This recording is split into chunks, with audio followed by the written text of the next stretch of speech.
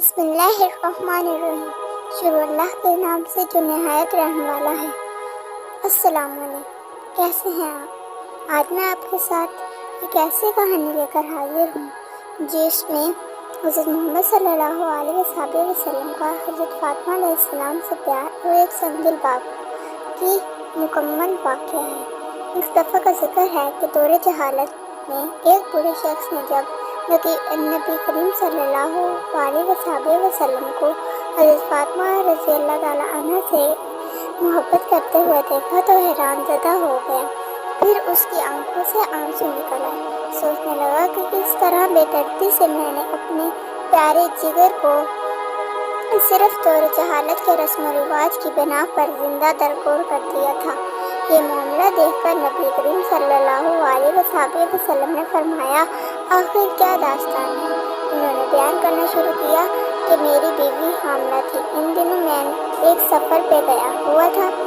جب کافی عرصے بعد لوٹا تو اپنے گھر میں ایک بچے کو کھیلتے ہوئے دیکھا اور بیوی سے پوچھا کہ یہ بچے کون ہے؟ تو وہ بیوی نے کہا، یہ ہماری بیٹی ہے۔ پھر اس نے کسی نامعلوم خوف کے تحت التجا آمیز لہجے میں کہا، ذرا دیکھو تو صحیح کس قدر پیاری ہے۔ اگر زندہ رہے گی تو تمہاری یادگار بن کر تمہارے خاندان اور قبیلے کا نام زندہ رکھے گی۔ میں نے گردن جھکا لی اور بیوی کو کوئی جواب نہیں دیا، لیکن لڑکی کو بغور دیکھتا رہا۔ لڑکی کچھ دیر تو اجنبی نگاہوں سے مجھے دیکھتی رہی، پھر نہ جانے کیا سوچ کر بھاگتی ہوئی آئی اور میرے سینے سے لپٹ گئی۔ میں نے بھی جذبات کی روشنی اس کو آغوش میں بھر لیا اور پیار کرنے لگا۔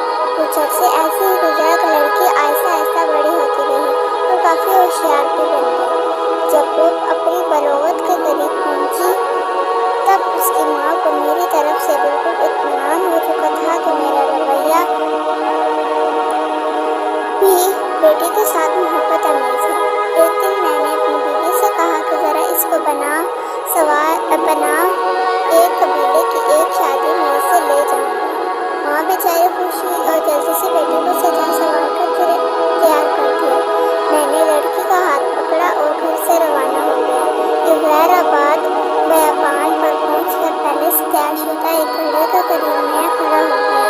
لڑکی بڑی خوشی کے ساتھ اچھلتی کودتی چلی آ رہی تھی۔ میرے قریب آ کر رک گئی اور بڑی معصومیت سے سوال کیا، بابا یہ گھوڑا کس کے لیے ہے؟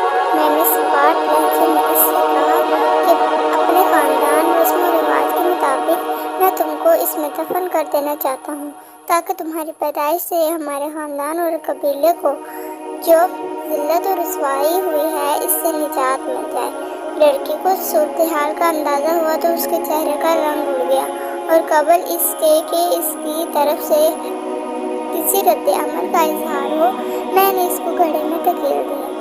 لڑکی روتی رہی، گڑگڑاتی رہی، لیکن مجھ پر اس کی فریاد کا کوئی اثر نہ ہوا۔